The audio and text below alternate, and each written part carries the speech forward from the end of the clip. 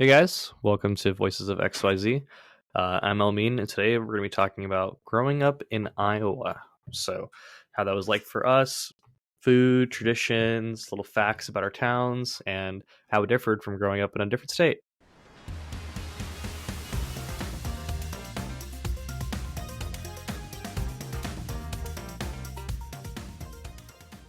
So, welcome guys, happy holidays, happy New Year's to our listeners, 2025.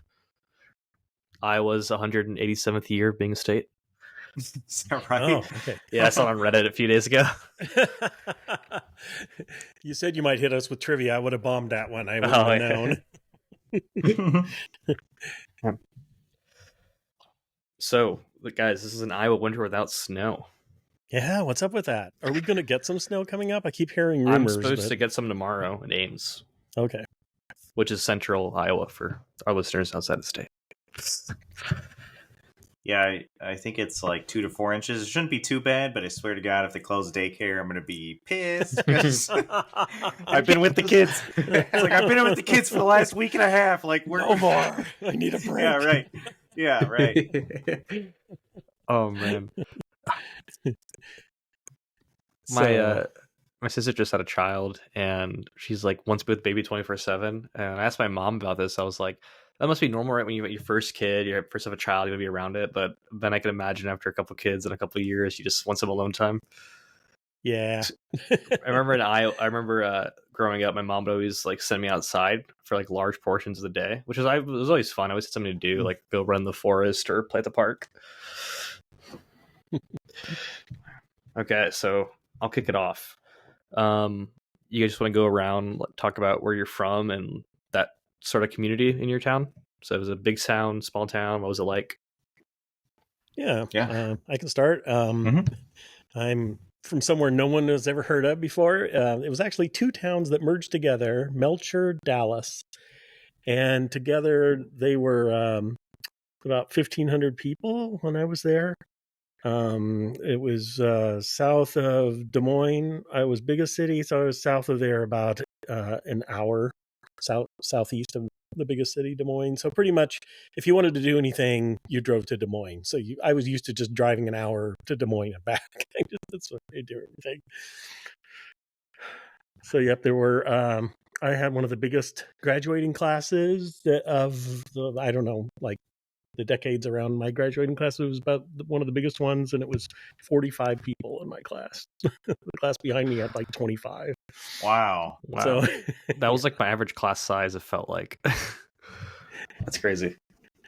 Like, did you know all 45 of those people pretty well then? For we had pretty much been, most of those people, we'd been together from kindergarten on. So yeah, you knew each other very well. And by that, I'm assuming you never moved or anything. It was straight. No. Yeah. Yeah. I grew up at first until I was 12. I was in town in Melcher, but then we built a house out in the country. So from 12 on, I was out in the country, which I loved.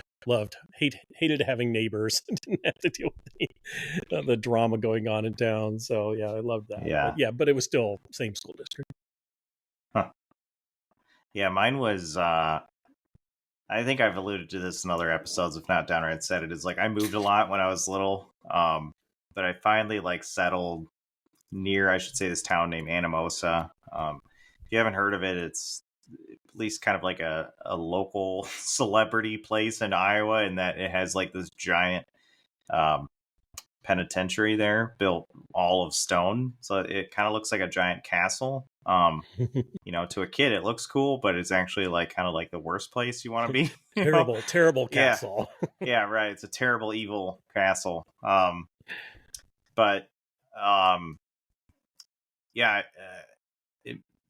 town I actually grew up in, which was nearby, was only, I think there was like 92 people when we moved there when I was like 8. And then I think now it's actually like unincorporated. More people, when I finally left there when I was like 18, like more people had died, and so there was only like, I don't know, 75 people there or something. So and what was that? Which it was called Center Junction. Yeah, and it was over in eastern Iowa, like I said, like pretty much like right in the middle. If you took Des Moines, which is literally plop right in the center of Iowa, and you just went straight east, it was pretty much there in eastern Iowa, right near about an hour from Illinois. So yeah, it was nothing. There was nothing there, nothing to do. We moved out there, and because we were super poor, and then I went to school first in Monticello, which was like a town of like 15,000 people, and then switched over when I was in 10th grade to Anamosa, which was I think Anamosa is like, I don't know, 20K or something, but I've heard of both Anamosa and Monticello, so I hadn't heard of Center Junction. Oh yeah, no, yeah, I would be surprised. Yeah, fun fact about that state penitentiary: John Wayne Gacy was there for a couple of years. Oh really? I looked it up and I looked up photos of the building. Yeah, because he lived in Iowa for a while. Yeah. Yeah, another piece of trivia is my oldest brother actually spent some time there. The lore goes deep. Yeah, another celebrity, that everyone knows. Yeah. So mine's a little different than you guys. I grew up in Des Moines, which is the capital of Iowa, which I think everyone knows. But I grew up in a little suburb area of Des Moines, right on the border of West Des Moines, right next to Valley Junction, on like where Des Moines touches Valley Junction. I grew up over there. It's pretty fun, really busy. I remember only thing that I would always do as a kid was after I cleaned like the couches in my dad's car, because I gotta keep all the loose change I found, I would go over to the Quick Trip and get a slushie or an energy drink. Did you always find enough? Oh yeah, since my dad did HVAC, he was always in his car going from place to place. So whenever he bought stuff with cash, which people did back then, he had a bunch of change. I see. Do you ever think that he was purposefully leaving change in the car for you? I cleaned the car pretty well, so I hope so. I had a little scrub to make sure I cleaned all the middle part where your cups are. If there's any that place always gets sticky. Cleaned everything, especially just being an HVAC, it was always dirty. Yeah. I was just giving kudos to your dad for being a good dad. Good dad moment. Cool. So did you go? So you were in the West Des Moines School District then? Actually, I was in the Des Moines School District. I went to Hannibal and Merrill, and then I moved to Waukees, where I grew up from like middle school onwards. That's where I mentioned like my average class size was like it felt like 30 something usually. I remember during COVID, I think our Zoom calls were like 50 sometimes or 60 because one teacher would do everything at once. So when you're saying class size, you're saying like a single class, right? Yeah, Not like yeah. No. My actual class size was like hundreds. I actually don't think know. Okay. Yeah, that always like blew my mind. Like some of my stepsisters, like their class size was like, I think one of them was like, one of their years was like 1,500 people. Sheesh. And it's like they were planning on like splitting the school and everything. This was over in actually near like Chicago, so it kind of like made sense. But it was like I couldn't even imagine that many people. It was wild hearing like that number. I think mine was floated a bit in the 500s, because this is the year before Waukee split into high schools, so I was the last one, and I felt like I knew everyone. Going to college and like years after, I'd be like, "Oh, do you know like such and such? We went to school with this guy," and I'm like, "I don't believe you. I've never seen that person in my life." So there were some people that like slipped through their cracks, but for the most part, I feel like I knew everyone, but not like 45 class size close, obviously. But yeah, it's crazy. One thing about for you two guys, in your guys' hometowns, every single small Iowa town is the same thing. They have a historic downtown, which is just a courthouse surrounded by some old shops, and then like one little niche thing. And then since we're in Iowa, some towns have like the world's largest such and such. So yeah, do you guys have the same thing? Yeah, Anamosa was definitely the penitentiary. Like that was their. They've actually recently I'd say they've kind of yoked that a bit. They definitely have, just like you were saying, they definitely leaned into the historic downtownness, but it's like it's definitely actually like pretty good. Um, and yeah, not biased or anything. It's actually like pretty good. Like they have like a ton of festivals and stuff around. Like they've done a really good job of like keeping their downtown. It's basically just like a main street with a bunch of like old timey buildings, but they've really like taken care of them. And like the town is completely revitalized from when I was there, because it was basically in decay when I was going to high school there. I'd say like the entire town was, and now it's very much been revitalized, which good for them and everything for doing that. So That's great. I feel like Iowa towns really need to lean into that small town get together festivals type stuff, because I feel like that's what separates, or that's what could attract people to stop leaving Iowa and like come back. Mm-hmm.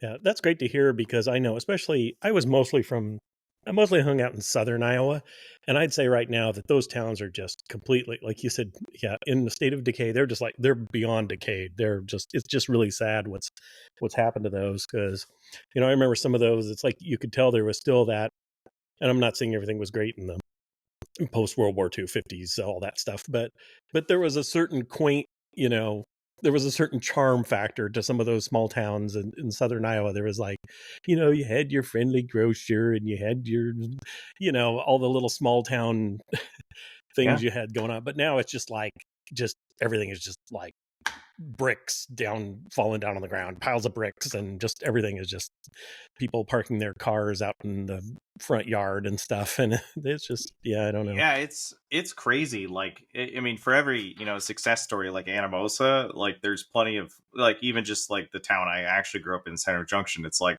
they didn't make it. Like the next 30 years, like it's just going to be probably the last vestiges of inheritance, and then they might just like literally plow the town over and like plant crops there. I don't know. Mm-hmm. Like, it's wild. Actually, the home that I grew up in, from 8 till like 20, that my parents owned, like, it doesn't actually exist there anymore. It burned down. Basically the town turned into like, I guess, like, I should say, like, the meth got in, as is common in Iowa. That yeah, go ahead. Yeah, no, I'm sorry I cut you off, but that was the main, I was going to say that earlier, but that was the main thing, was the meth kind of took off, and it took its toll for sure. Yeah, like the lady who moved into my house after my parents, my mom moved out, she was like running some illegal, like, I don't know,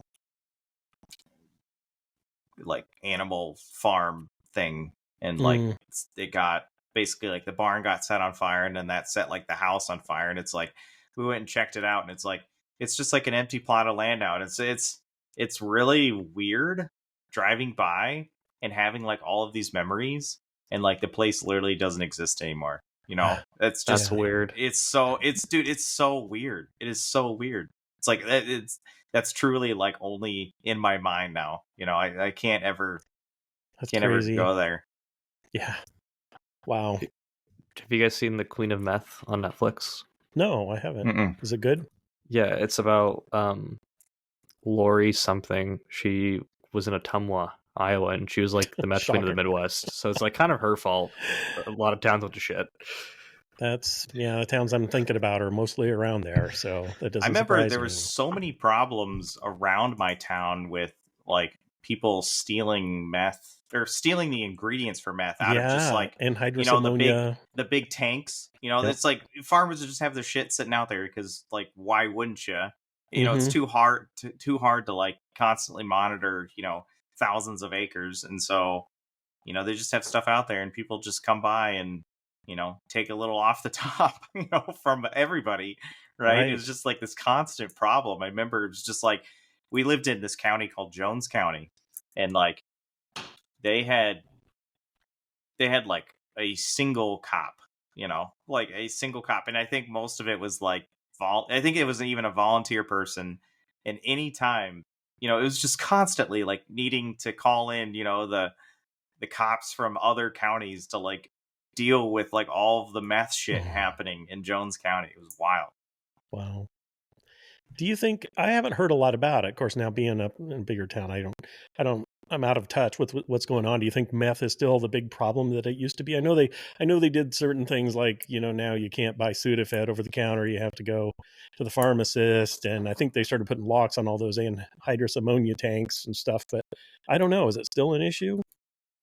I think it's like opioids and fentanyl now, right? Mm-hmm. That's what I was going to say too. With all of the, I don't know. I feel like opioids are kind of coming down now because of all of the lawsuits. The pharmaceuticals basically just like, they were basically just pumping those, scotch-free into the communities. But since that's kind of come down, it's probably still fentanyl, I guess. I don't know if opioids are. I'm not into that anymore. I don't live around that shit anymore, so I'm not sure. You're not into that anymore? Yeah. Oops. No, you're not in the loop. Yeah. Yeah, right. Yeah. I'm gonna switch to a more happier topic because I was gonna keep talking about this, but I was like, it's too sad. What are some like activities and pastimes like in your town growing up? I can go first for this one. While I still remember all the festivals. Since growing up in Des Moines, there's a bunch of stuff going on. My favorite things every year was like the World Food Festival or like those festivals in Des Moines, and also farmers markets in the summers. Me and my family used to bike there. We started doing that like once or twice a year, and that was really fun. And then I think that's about it. Yeah, those like downtown festivals were the fun activities for me, and going to Rec and River Park and stuff. Wow, this is really sad, but when you grow up in a town like mine, that small, there's really nothing to do. You make your own fun. And on the rare cases, when we did go to Des Moines, it's just like, wow, we thought hanging at the mall and watching people was fun. That was like, oh, we're in the big town now. That's really sad, but we didn't really have, those kind of things. And even, when I was that age, we weren't, like, I wouldn't say we were poor, but we didn't have a lot of money to do discretionary, like spend on fun things necessarily. So we didn't like even go to movies very often or anything. So I guess I don't have a very good story there. It was pretty much make your own fun. Yeah, I don't either. Sorry, you were trying to move to a more, positive topic, but I was actually really poor and we couldn't do anything. So we lived in a town of 80 people or 90 people, and we had like a single car. My parents had a single car. Actually, my mom was single at this point, and we had no money to do anything. We had no ability to go hang out with anybody. So, like Chris said, we found our own fun. We mostly just play video games. It is really depressing. Really depressing. I will say there is a Jones County fair that is like super legit. I know everyone talks about like the Iowa State Fair in Clay County.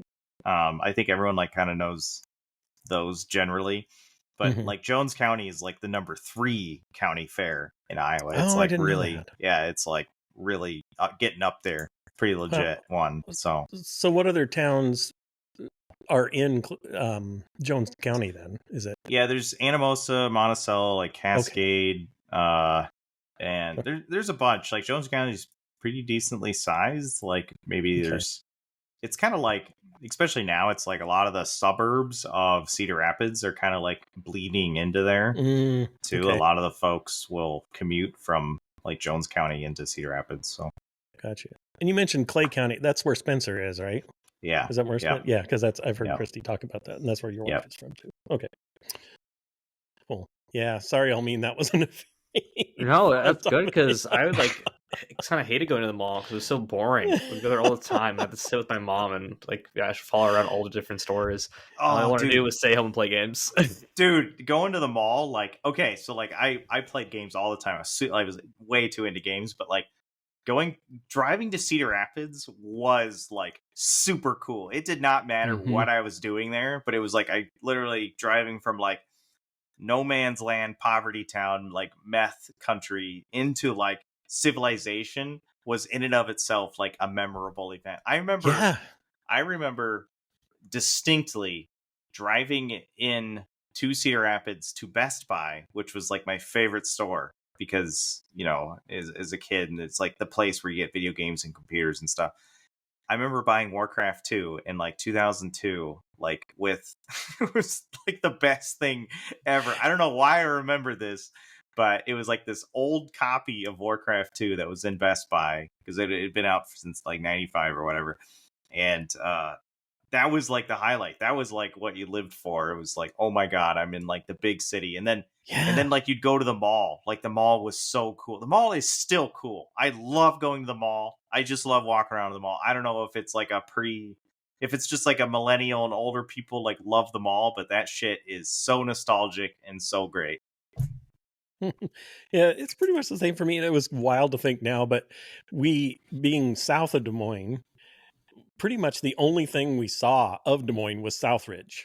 I mean, that was like Des Moines to us. You know, that's weird to think about now because that whole area, for people who don't know, like that whole side of Des Moines is kind of dead right now, right? I mean, Southridge Mall, I don't even know if it has any stores in it anymore. I'm not sure the state. I think part of it's like an Amazon fulfillment center.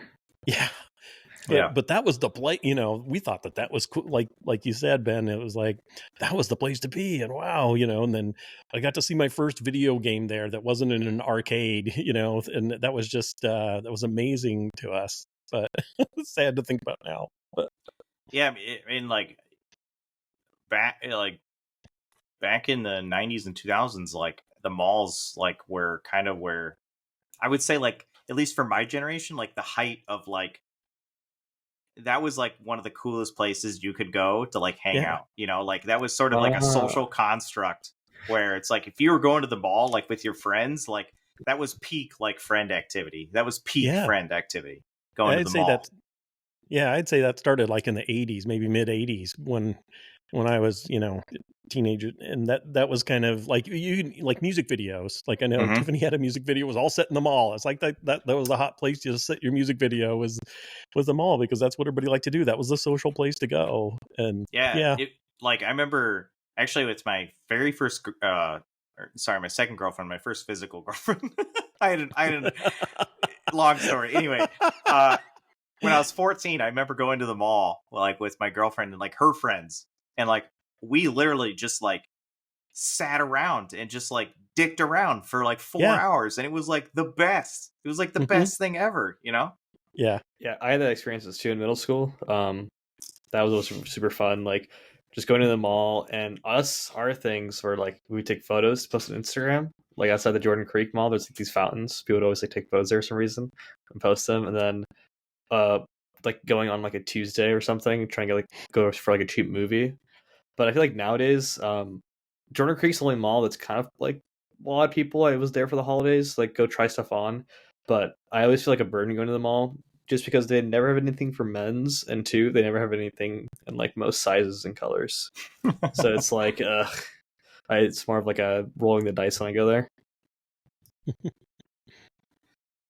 Oh, like the mall food back in the day too, like was, I think it was just like normal shops, but you know, it was like Sbarro and Subway and Taco Bell, but like, you know, again, it was just kind of one of those things where it's like, I never got this ever. And so it was like the best food ever. It was like, oh, we're going to the mall. It's the whole package. It's the social activity. It's the, you go out to eat. It's you hang out with people. It's like you buy stuff. I mean, it was like literally everything like you want to do as a kid. It's there. And it's like the mall in Cedar Rapids had like a movie theater in it too. So it was like, there's a possibility you can go see it. It was just like I said, it's the whole package. It was literally everything you could do there. It's a one-stop shop of just entertainment. Yeah, because it was like in my hometown, we used to have an ice cream place, but we lost that. So if you wanted an ice cream, you drove to Des Moines, you drove to the mall, and there was a Bressler's 33 flavors or whatever. That was, and like you're saying, there was a movie theater there, and it seemed just like the place that had everything.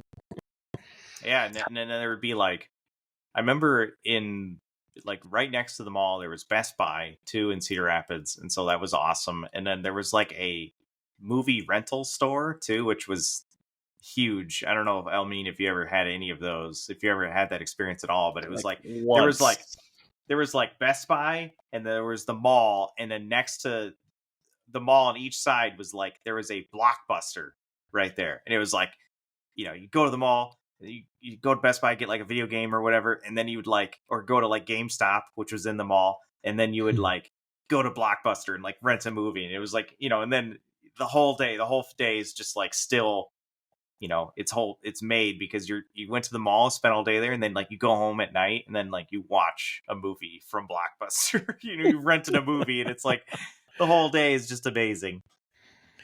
Can I go on? I'm going to go off on a quick tangent. Sorry. Something you said.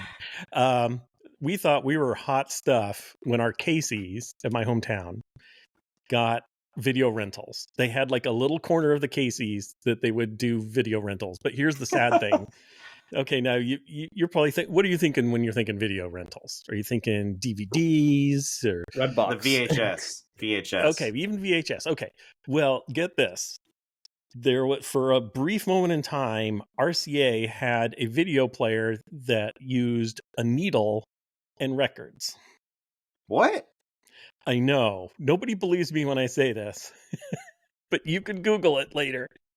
So you had to rent this big honking player and rent the disc, it was about like, you've seen a vinyl record. You've seen like a 12-inch vinyl record, right? Okay, it's about that size, but it was in like a dust cover.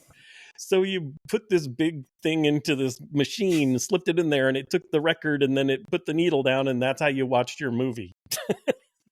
Whoa. I did not know that was a thing. Was this like a competitor to VHS? Well, the story, I looked it up not too long ago, and I think the story was it was in development like since the early 70s or something, but they kept having problems and whatever, and it probably should have never seen the light of day. But finally they're like, well, we've spent like 10 years developing this thing, so let's just go ahead and release it. And it was just like around the time that VHS, I think, was taking off, and Betamax, those kind of things. So it was like way too late to the market, and it just flopped. But for some reason, our Casey's had this. So you would have to rent that machine along with your video. Yes. Yeah. Because nobody, and back then, in this year, I probably like early 80s, few people had like a VHS player or anything like that in their homes. I mean, that we just didn't. The people I knew anyway, none of us had it. That was just like a luxury thing. I did know some people that had like some antiquated ones in town, but yeah, we never would have had that. So you had to, even when we did get like VHS later, we had to rent the machine at the same time you rented the video. Wow, I did not realize that. I always kind of assumed that, I don't know, like they kind of came out and it was sort of like this, I don't know, low cost commercial product, the VHS players. Yeah, well, some of that might just been rural Iowa. I mean, listeners might have a different experience, but that was just, and it was not really a luxury and also early 80s, the economy was very, very bad. Sure. Terrible. And so, yeah, it's just, that was a luxury item that people didn't really spend money on. Anyway, sorry for the side quest there. I just, I thought that was, you brought up rentals, and I thought that'd be a funny Iowa story. So I just posted a link to that. It's just why, like, I don't know whether it was like Casey's trying to like be forward or like actually being so far behind where like they're so out of touch that they thought that like this was a good idea or something, Did they at least have VHSs too, or is it just this like record thing? At first it was just the record thing, and wow. I can't remember what the resolution on this thing. It was terrible. It was terrible all the way around because it would get dust and you'd have to blow the dust off the thing and whatever. But it was terrible video quality. But eventually they did. Eventually that thing, it didn't stick around for very long. It says it was released in 1981, so that tells you. So probably like. It was around for 5 years, it said, but I think it was only at Casey's for like maybe a year at most, and then they got into the little corner with the video rental. Yeah, this is really interesting because like it was a disc, but it VHS like kind of won. Obviously, this looks like it was like maybe a distant third or fourth place of all the competing products, but like after VHS, what do you know? It was DVDs. So Yeah. this is kind of like a proto DVD type of thing. Yeah. And you guys probably haven't heard this, but actually before VHS, there was a battle going on because like news stations had the U-matic, the 3/4 inch that looked like just like a big fat VHS tape. They had those, and they were kind of like, well, should we take those into, the consumer market? And then there was VHS, and there was another thing called Betamax. So they had kind of like these competing standards going on, and they would release videos on both of them. And that was always the joke. It's like, oh, there's one Top Gun left at Blockbuster. Let me go get it. Oh, it's Beta. It's Betamax. It won't play on the VHS player. Anyway, sorry. Yeah, I remember. Speaking of Best Buy, like I remember because like DVD was like a specific company, that made DVDs or whatever that had like the branding around DVD. And then I remember there was like when Blu-ray hit, there was like DVD Plus. Or something, and then it was like or Blu-ray, and there was like all these like marketing charts that were like the scale and the magnitudes all like messed up, but it's showing Blu-ray is 10 gajillion times better than DVD Plus or whatever. It's like, and sorry for interrupting. No, go ahead. Like the big Disney ads, Cinderella's now on Blu-ray, go now, and then like it would have the facts like Blu-ray's way better, higher quality, and it would show like a before and after. And it's like, yeah, it's funny how that comes out every time. Like even nowadays, you still see it. It's like, this new monitor, and it shows like some old monitor, and it's like all pixelated. And it's like our new monitor, and it's like this crystal 20K image.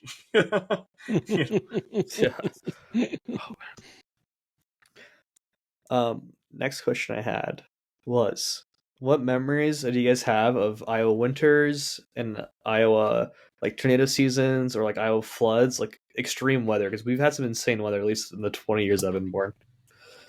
I'll say that Iowa used to have winter. Back in my day, there used to actually be winter, unlike nowadays where it's basically no snow because of climate change and everything. So that I do have a lot of fond memories of winter when I was young. Basically it was like every year there'd be snow, it'd be tons of snow. School would get canceled. It was great. I feel bad for all y'all kids out there now that like never get school cancellations anymore in Iowa, because that was also, speaking of that, the most exciting shit ever as a kid was watching the weatherman, like 7 a.m. It's snowing out, and you're like, there was this little banner on the bottom of the weather, your local news station, and at 7 o'clock this banner would be going by and it'd be like, okay, this county canceled, this school canceled, this school canceled. And like, you would just be, it was alphabetical, and you just be like knowing what your school was, you're just like watching, you're just waiting for that news, And it's always the same towns. Like, what, they always get it off, and we never get it. Yeah, it's like, this is bullshit. That town always cancels. They're right next to us with the same snow. Yeah, exactly. Yeah, so there's tons of that. So yeah, the other thing was, at least for me, I remember being terrified of tornadoes when I was little. Like, it was like basically any time, there was a cloud, it was like, we're gonna die. Oh, the sirens going on. Well, it was because of the movie Twister. Like that came out. I think that came out in like '97, and it was like, the whole movie's like based in like, what is it, Nebraska and Iowa, right? And so it was like, that was a huge cultural kind of phenomenon at least in my point of view in Iowa. Was like, oh, this movie kind of came out. It's about Iowa. It's about twisters. Like, yeah, it was scary. Yeah, go ahead. I was gonna say, I'm gonna one up you on the winter one. When I was a kid, that one guy who was like the newscaster for like probably your whole lives too. He had like the gray hair. Whenever he would have a certain jingle, he's like, "Oh, we just got a new call in. These counties or these like schools are going to be closed for this is a snow day," and that was so hype. He's like, "Oh, we're not going to get it," and then you hear the jingle, and it's like, "Oh my god, we did it. And I would like go put my snow pants on, and I would face first straight into that snow. Yeah. I was going to second what Ben said about Iowa having winter at one point, which we don't have anymore. And Christy and I were talking about this a while back because I have pictures of my parents when they were growing up. That the snow, they would have to dig their car out. The snow would be higher than their car, and they would have to literally go dig their car, find it, and unbury it. And you can see where, the car was completely surrounded by snow. And that's, we didn't have anything quite that bad when I was growing up, but there were some really terrible blizzards, really terrible, and just roads closed all the time. And but we really don't have that anymore. It seems like if anything, we get ice or just a little bit, or if there's a little bit of snow, people freak out. But it's nothing like what we had, like especially in the early 70s back in my day. But also the thing about the tornadoes, it seemed like in the early 70s, the tornadoes were really bad. And I remember one thing about school was that we got all of our learning material from whatever the area is up here, but it's an Ankeny. Basically, it was like Ankeny had all the films and all that stuff that the teachers would use, and they'd have to like check it out and like mail something in, check it out, and then they would get the educational video or whatever from Ankeny.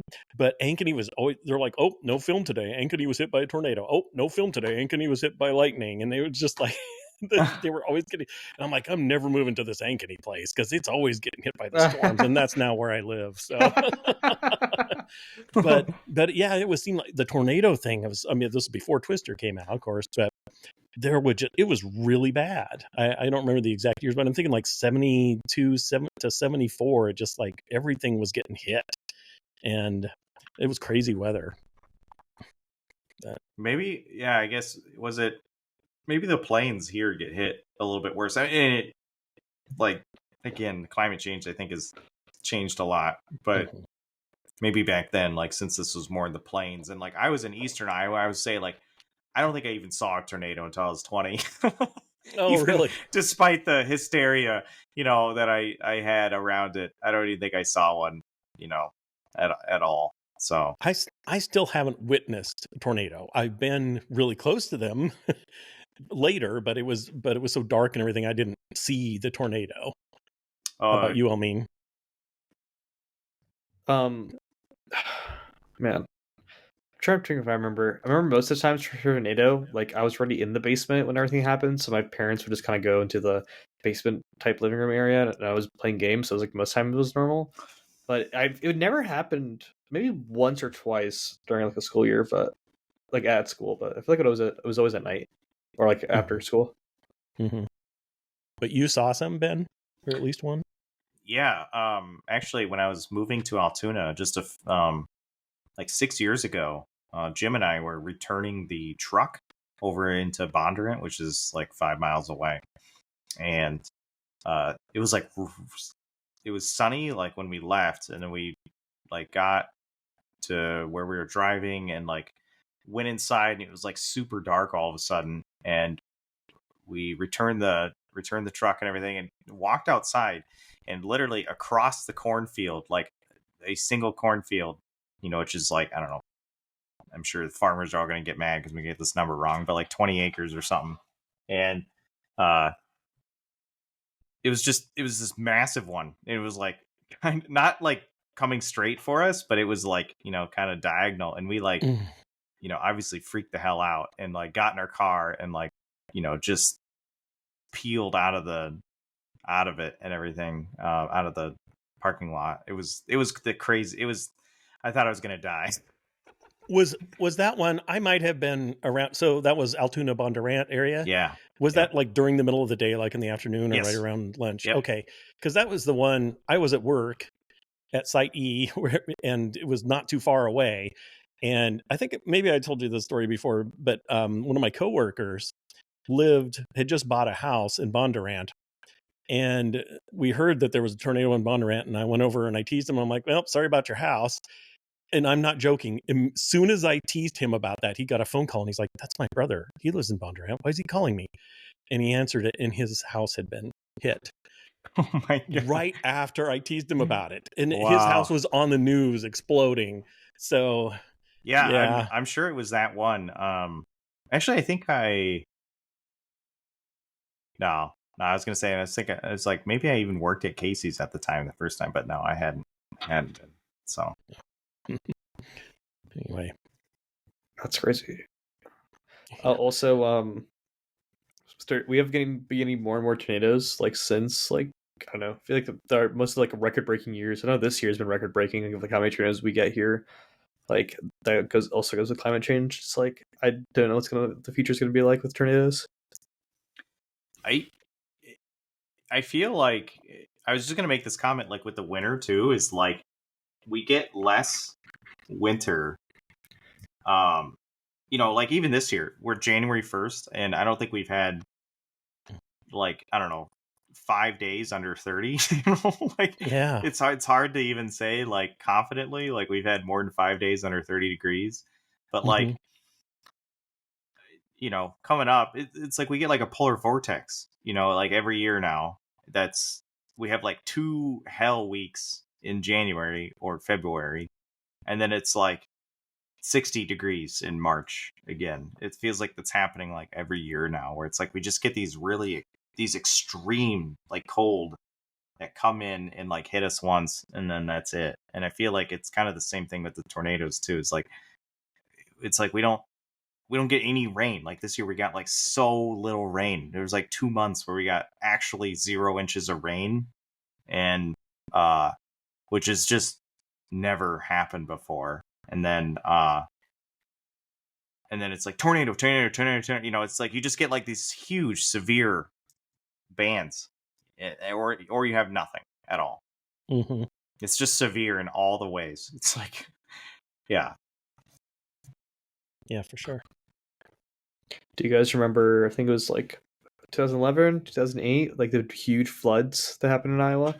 That's something I do remember seeing, like the river being like super fast, and like we had a go bag in the car. Like there was like one time where my dad started like driving away because they like thought the dam was gonna break or something, and so like that's what I do remember more than tornadoes, floods. Oh, sure. Yeah. I don't know if you guys have heard. Well, you're both too young, but the flood of 1993. I remember in that. Des Moines. Yeah, that was bad because we lost drinking water for quite a while, and in the whole all of Des Moines area was just without drinking water. And it was just like there was this mad rush, just like you guys remember kind of with COVID. There was this mad rush on the grocery stores. Everybody wanted toilet paper and bottled water. And yeah, it was crazy. But yeah, the flooding, it was super bad. Yeah, I remember that one. And then in 2008, actually, like Cedar Rapids, because I remember 93, like not that great because I was only 3. But yeah, in 2008, like Cedar Rapids basically got like murdered. Like the entire downtown got destroyed. I remember about that. Yeah, I remember we were watching. My dad was watching it. We lived in Springville, which is like a little suburb of Cedar Rapids east, and it's my dad was watching on TV and he was laughing because there was like the news people were talking to people putting up like sandbags and they were like walling off, some of it. He was like, "Oh, the river will never get there," and then like he was kind of like in jest, like laughing afterwards. He's like, "Well, they kind of like wasted their time actually, because I mean it was like 20 feet over the sandbags. It was it was like that. I think actually they finally, I don't know, just 6 or 7 years ago, finally like the downtown got back to like where it was from 2008. It was really bad for that downtown area. It really wiped out like the entirety of down there. So I had forgotten about that. Yeah. Well, so good job, Elmine, on lightening the mood here and making this a fun topic. Yeah. Oh, one thing I was going to mention. Sorry, I gotta get in. One thing I was going to mention too that we've all forgotten about was the derecho. Right? We've literally never had a derecho here. Oh yeah, never. I was running from that actually in my car. That was terrifying. Really? Yes, for some reason, me and all of my friends, we just got to Iowa State and moved in for college, and we all drove down that day because we all need some stuff from our parents' house. It's like day 4 or 5 being in college. We forgot some things, so we all drove down together. And as we're pulling to my friend's house, there's just a wall of darkness coming through, and I'm getting phone calls from my mom like, take shelter, like go to Walmart or something, like forget about the car, who cares. We pull into my friend's driveway. By the time we get to the back of his porch, we just see a trampoline flying through, rolling through the back of the plains area in the suburbs, and just like, oh my god. And we're like, what the hell is happening? Yeah. Lived in Iowa my whole life and never ever heard the word derecho. That's never, like you said, we're getting all this extreme weather now. I remember that. I remember that derecho hitting. I remember that day because it was completely like memorable because of how just like you said, it was just, we were actually walking Piper in because it was COVID. Like COVID had just kind of hit us, and it was 3 months later, and so everyone was still working from home, and everything. We're walking my 3-month-old at the time, and or I'm sorry, she was 6-month old, and just had her out in the stroller, and it was like, oh wow, it's really dark over there. And then like, the wind starts picking up, and we're like, oh man, we better get inside pretty soon. All of a sudden it was like we finally got in, and it was actually garbage day for my whole neighborhood. And like, I mean, there was like actual like garbage going sideways just everywhere in Altoona. It took a couple months to just clean up all the trash that just blew forever. Wow. Yeah, it was just trash for months everywhere. It was crazy. Yeah, I'm just everyone. I think everyone thinks like, when's the next one gonna happen? Because that was billions of dollars worth of damage across the whole state, and we had a similar looking storm this year, which is like a wall of storms, and it's like, I don't know what's gonna take people's minds. I remember seeing like the satellite images of that derecho of like the Midwest, and it was like because it was like prime corn season. I think it was like actually in July or something, but like all of the corn you could literally see from the satellite like imagery, like all of the corn like being flattened, across like a lot of the state, where the derecho had hit. It was just crazy, just crazy. Insane. You guys ready for some Iowa trivia? Yeah, sure. Okay, so we can go fast because I have some more questions. What is Iowa's official state bird? It is the Western goldfinch. Ben? Yeah, I think that's right. Yeah. The Eastern goldfinch or the American goldfinch. Eastern. I know what the bird looks like now. Yeah, it's a pretty bird. After I said, I'm like, maybe it was the Eastern, but I think they're pretty much the same bird now. Which famous actor known for his Western films was born in Winterset, Iowa? John Wayne. Yeah. You can go visit it, and it's a pretty cool thing, especially if your dad made you watch all of his movies. Have you been there? Yeah. My dad was so happy. Cool. He's a huge John Was Wayne he? fan. Yeah. What iconic Iowa landmark was featured in the movie Field of Dreams? Oh, what's the name baseball. of that town? Oh, it's I feel bad because like I used to drive by the sign all the time. I was going to say it's up by you. It was up by where you grew up, northeastern. Yeah, Iowa. The Field of Dreams. It's that. Oh, that's what the trivia I found. Oh, I think it was asking for the name of it, or what movie was what was the movie called? The Field of Dreams. Yeah. Yeah. Yeah, I want to go see that because apparently the MLB plays like one game a year there, or they try to, but the tickets are ridiculous because it's like the same bleachers. They're not going to change anything about it. Right. It's just like the movie set. Oh. Okay, next one. Which Iowa city is known as the ice cream capital of the world? Is it not DeWitt? I'll think of it here in a little bit. I'm terrible at this game. I don't know. It's where Blue Bunny is made over in western Iowa by Council Bluffs.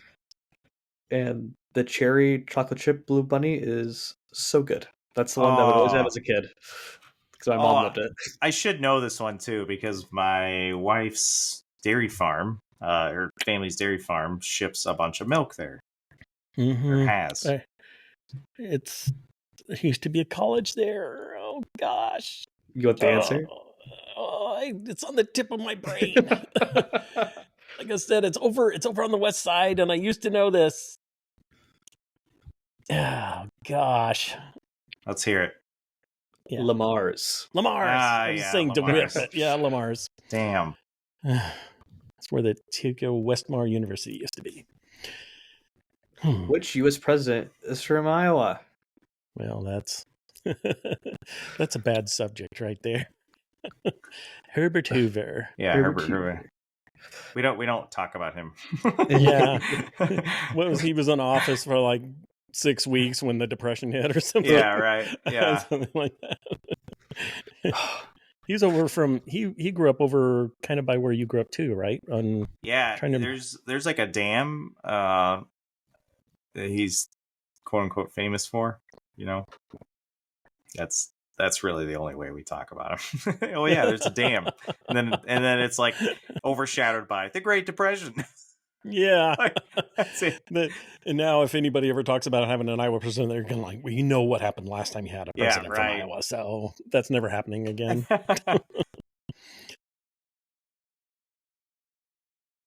Yeah, so I have 2 more questions. I know we're going to be over time, but I think these are two pretty good questions. Iowa foods / Midwest foods. What were your guys' favorite ones, like growing up? And I have a list I'm going to read out too. We can see if we had them or not had them. Can this just be anything we had in Iowa growing up, or you mean like Iowa dishes? Oh gosh, is there an Iowa dish? I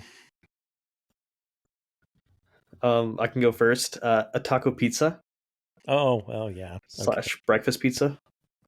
I don't like taco pizza. I don't know. I don't get it. And this is the last episode of the podcast from now on.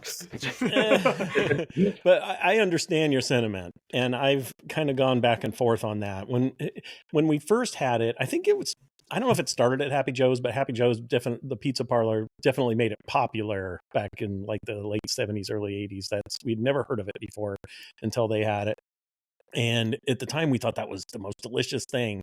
And then I went through a phase where I'm like, these are just disgusting. This doesn't go on a pizza. Mm-hmm. But now I've kind of come back around to it. But. Yeah, I just don't get it. I'm a big pizza guy. For anyone who doesn't know me, I have extremely particular tastes. I'm not saying they're good tastes either. They're just very particular on pizza. So it's all right. I feel you. Mine would probably be, again, this is my Iowa roots coming out. Like I when I think of Iowa, I think of like really unhealthy like carnival food or something like that. Yeah. So I'm talking like deep fat fried like Twinkies or funnel cake. Anything at a carnival is like forbidden fruit to me. It's so good, but it's like, you know, probably gonna get diabetes just from this one thing. Just looking at it. Yeah. Right. I have funnel cake stories later, but we'll save that for another podcast. I don't know if I think I know how you feel about this, Ben, but yeah, speaking of unhealthy comfort food, I like Maid-Rites or loose meat. I think you said you deplore them. Yeah. Oh my God. That is such an Iowa thing. That is disgusting. I have never had one. I know. How have you never had one? You lived in Des Moines. That is like, there's like Maid-Rite, that store, like all over here. Yeah. I can ask any of my friends, anyone I grew up with, majority of them have not had a Maid-Rite. I think that's fallen out of fashion. That's crazy. Now, I've heard we work with somebody who is from around South Dakota, and they call it a tavern up there, I think. That's what it's called, a tavern sandwich. I don't know what it's called in other places, but trivia on that. I was going to say, my mom used to call them Sloppy Joes. Oh, well, yeah. Yeah, well, they were saucy, because that's not a Maid-Rite. Those are good. Those are amazing. Okay. Yeah, that's different. It's very similar. But yeah, that is, like Elmine said, Sloppy Joe, it has some kind of like tangy tomato-based sauce of some kind. Okay. But the Maid-Rite is just plain like really finely ground beef.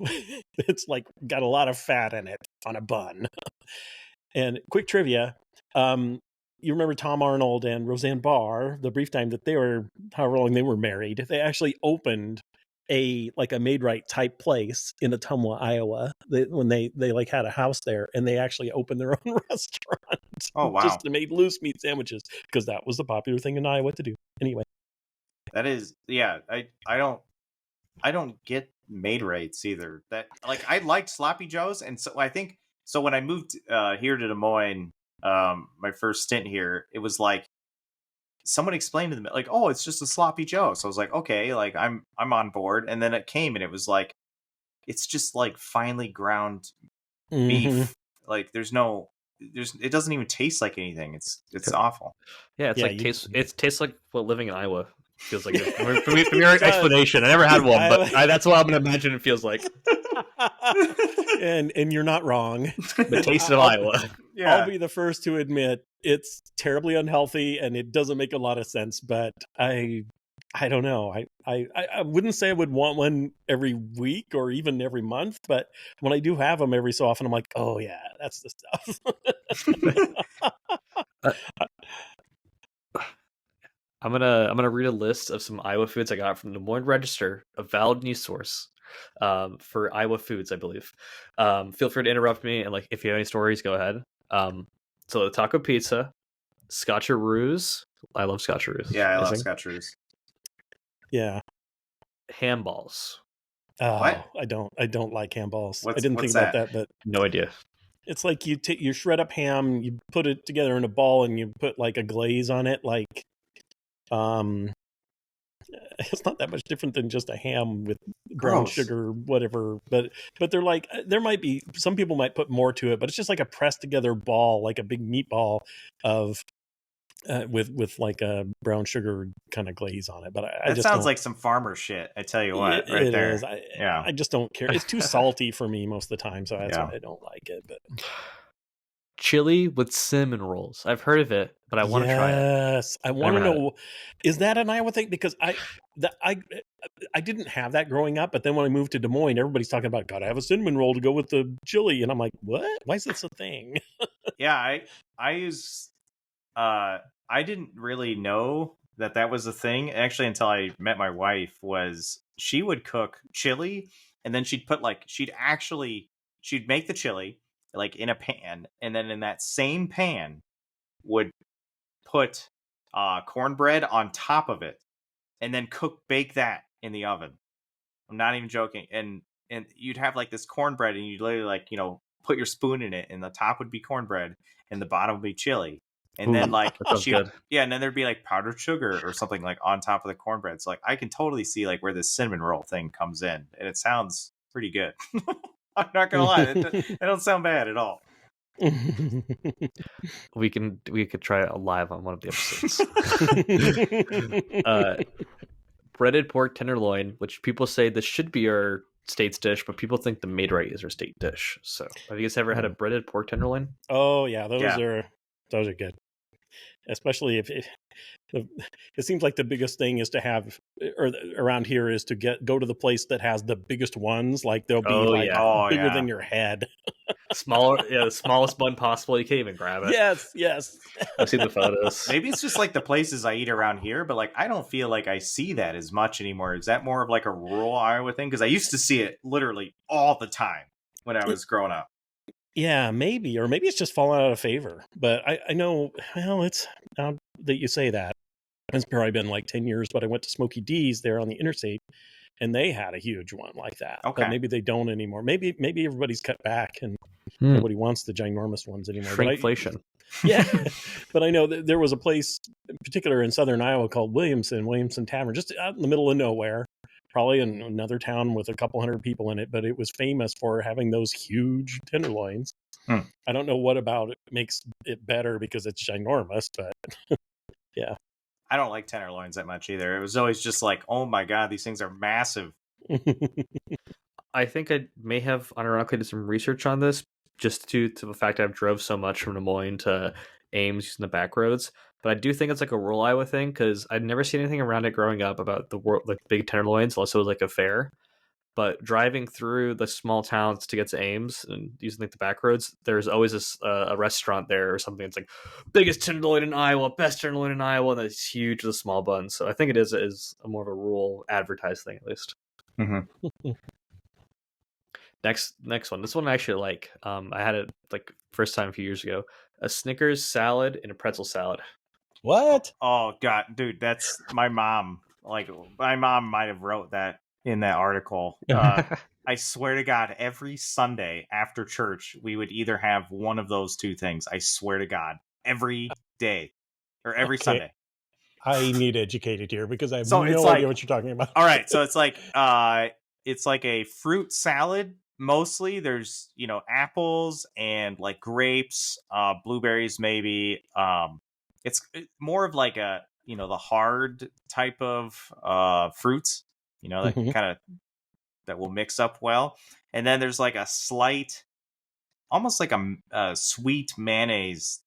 I don't think it is mayonnaise, but it's sort of like a cream that goes in there too. Kind of, I don't know, gives a little little base in there. Kind of makes things seal up. And then you put Snickers in there. You just crush up like little Halloween Snickers and little bite-sized ones, and those just go straight in there too. At first, I thought you were just going to say it was just a nickname they called it, and it was just fruit. Nope. But then you actually do have Snickers. Nope. Yep. Wow.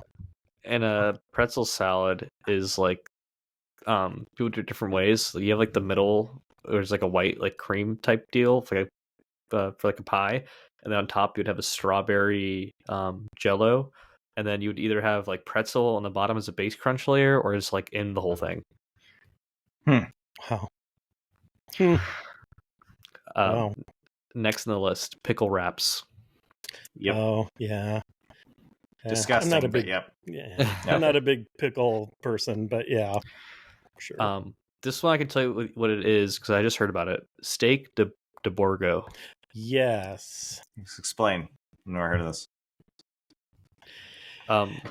So it was originally claimed to be created by Johnny and Kay's, who made it in 1964, and it was featured in Better Homes and Gardens. And you make it by pan frying a beef tenderloin steak in butter, topping it with fresh herbs and emulsified pan sauce of butter, garlic, heavy cream, and wine. It looks pretty good. All right, yeah, I'm looking at pictures. This does look pretty good. This is way too rich for my taste. Oh yeah. Yeah, that's the problem. I ordered it. I've tried it a couple times. The first time I ordered, I'm like, well, this looks good. It smells good. Sounds good. And I just took a couple bites and I was just like, just so unbelievably rich that I could only eat just a few bites, and it was too much. And second time I tried it at a different place, it was the same. It's just too much. And this is coming from a guy that just said he liked made bites, I guess. But favorite state fair food? You're at the state fair, the Iowa State Fair, the big one, biggest one, best one in the world. What are you eating? Funnel cake, Ben? Yep. Yeah. 100%. Me, Reuben, deep fried pickle. You're a pickle guy then. Yeah. Well, I'm probably boring. I like the grinders, the Italian sausage grinder things, and I like the mini donuts. I could just go for the mini donuts. Mini donuts and the beer at the beer tent. That's a pretty good combo. Okay, last question I had. So people don't know, Iowa, since we don't have any professional sports teams, we take our college teams very serious here. Who are you guys fans for?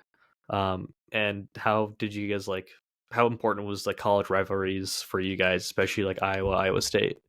And for those who don't know, we guys have Drake, UNI, Iowa, and Iowa State. Yeah, so I grew up in Eastern Iowa, so I was basically socially compelled to like the Iowa over Iowa State. I never really cared though, but oh my God, was that some shit. I mean, it still goes on now. I mean, half my neighbors, it's like a divided household, and it's got one or the other, or that. It is crazy how people get into that. But I even remember as a kid, some of the, in sixth grade, I remember this kid wearing the shirt that was we beat State again, and then other kids would wear actual competing shirts that were Iowa State one. It was just crazy stuff. Yeah. Yeah, I'm not a super... Go ahead. Oh, sorry, go ahead. No, you go ahead, Chris. No, I'm not super into sports either, but I had members of my family that went to Iowa and others that went to Iowa State. So for me personally, as long as it was an Iowa team, I was rooting for them. I didn't really care. So I wasn't super one way or the other, but we did. I will say that my grandpa had Iowa season tickets, and so I went every year to see Iowa play, but I rarely went to see Iowa State. For me, my parents being like refugees from Bosnia and have no idea what football is, none of that being in my house at all. But going through school and stuff, it was a big deal. Like I could recognize it, and like I would always try to like wear. I think I was a Hawkeye fan when I was young because just being in Des Moines, I feel like there's a couple of them, but it's actually mostly like Iowa State now. So wearing like yellow in those days to like match class and stuff. But man, I would die for my Cyclones. Being an Iowa State alumni, I love Iowa State Cyclones. Everything we stand for, better than the Hawks. So yeah, my household is that household. I fly my flag bright and proud with my doormat. Yeah, I'll never understand the rivalry exactly, but yeah. Do you go to like all the games? I mean, yeah. I actually have a pretty good streak going on. I do live in Ames. I live across the street from the stadium, actually. So I've been going to like every game, at least tailgating if I don't go inside. But yeah, ever since I knew I was going to go to Iowa State, been a huge fan ever since then. And I got my parents hooked onto the rivalry too, because my sister went to Iowa. So my parents every year, they don't care, but one of them has to wear Iowa State, one of them has to wear Iowa. Oh, so they support both of you. I was afraid you were going to say you got them over to your side, and they were always Iowa State. Okay, that's cute. Huh. Anything else, guys? No, I'm still mad I got the wrong kind of goldfinch.